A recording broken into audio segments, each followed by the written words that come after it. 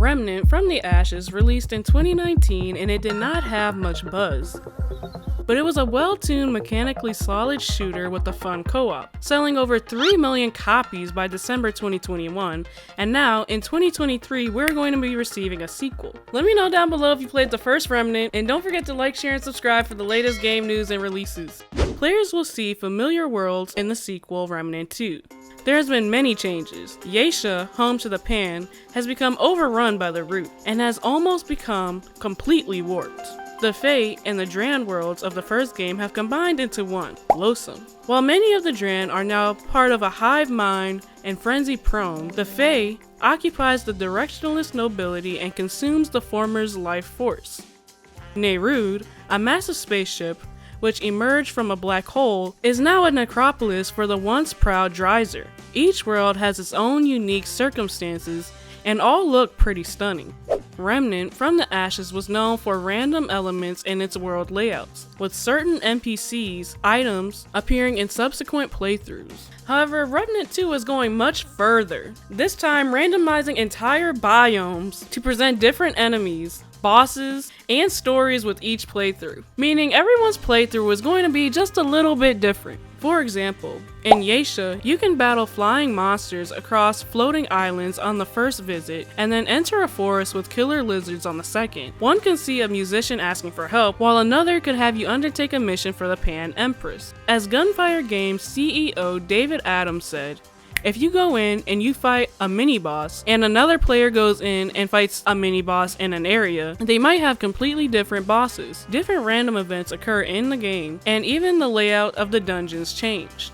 And you know, the various worlds aren't the only thing that's changed. The Labyrinth, which is the main gateway for accessing other worlds, is falling. According to the developer, its degradation is causing abnormal aberrations in other worlds. Maybe this is why players arrive in different biomes and experience different events. It's unknown. What players have to know is that the Root is a major threat. And you'll encounter all kinds of creatures, from little small ones to giant beasts with multiple arms, and axe-wielding warriors. But there are other enemies, like a hulking stone machine with numerous swords, flying enemies with spears, and ordinary grunts with torches that can swarm you. There are even mounted warriors, sentient machines, and robots with great agility. It's a big step from the original in terms of variety. If you played Remnant from the Ashes, Remnant 2's combat is going to be pretty much the same. It's a third-person shooter but with melee combat and a stamina bar. Every time you sprint and dodge or roll, stamina is consumed. You can equip 2 guns and melee weapons and use different armor sets, rings, and weapon mods. If the mods work the same as the first game, they can shoot alternate fire attacks like shocking projectiles and recharge by damaging enemies. Instead of classes like the first game, Remnant 2 uses an all-new archetype system. There are 4 archetypes, each with unique skills. The Challenger is a tanky mid-range fighter who can equip heavier armor with getting encumbered and get back in the fight after taking fatal damage. The Handler gets a dog companion who can attack enemies, draw arrows, and even automatically revive you. The Gunslinger is a prime damage dealer who can reload all weapons using a skill, and auto-target enemies to fire 6 shots. Finally, there's a medic, who can create well-to-heal allies and even create shields around them that grant healing over time. Unlike mods, skills have cooldown timers. Each archetype has a prime perk, and by leveling it up, you can unlock new perks that can buff your team, increase damage, and so on. Traits are associated with each archetype and leveling up alongside them, but you can only equip one. You get trait points to upgrade their traits, but they are limited, so you need to choose really carefully. The biggest game changer is dual archetypes, which allows using the traits and skills from different archetypes. For instance, if you're a gunslinger, you can take a trait and skill from the Challenger for added toughness. You can also use one skill and trait from the secondary archetype, which starts at level 1.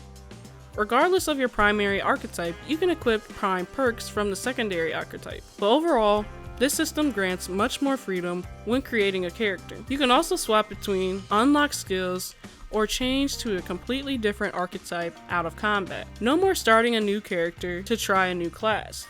Remnant from the Ashes has some memorable boss fights, but the sequel ups the ante in scale and mechanics. The Mother Mind is one such example. attacking its massive limbs and eventually destroying the platform that players stand on. After moving to a safer position, they must deal with acid projectiles, smaller enemies, and newer attacks. Other potential bosses have been teased, although we've yet to see them in action. Lever action rifles, pistols, machine guns, shotguns, and more will of course be in this new game. We are going to be acquiring some new weapons, and there are a lot of options. In the recent trailer, an assault rifle with an aesthetic akin to the Labyrinth, a throwing axe, a flail, and a bow have been spotted. New weapon mods are also seemingly teased, including a status field that slows enemies and a harpoon that can pull foes. Remnant from the Ashes presented a good experience solo, and Remnant 2 looks no different. However, co-op is one of the highlights, as up to 3 players can venture into various different worlds. Based on gameplay showcased thus far, co-op looks to scale the difficulty up like its predecessor. Remnant 2 will be launching July 25th for Xbox S and S, PS5, and PC. Continuing on a popular trend in today's games, purchasing the Unlimited Edition for $69.99 grants early access. You can play on July 26th, 3 days before its worldwide release. So if 3 days makes a big difference for you, then you might want to do that.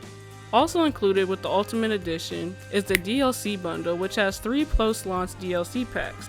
They add new creatures and environments, which will release within 1 year of the base game. After hearing all this, tell me, will you be playing Remnant 2? Let me know down in the comments below, and don't forget to like, share, and subscribe.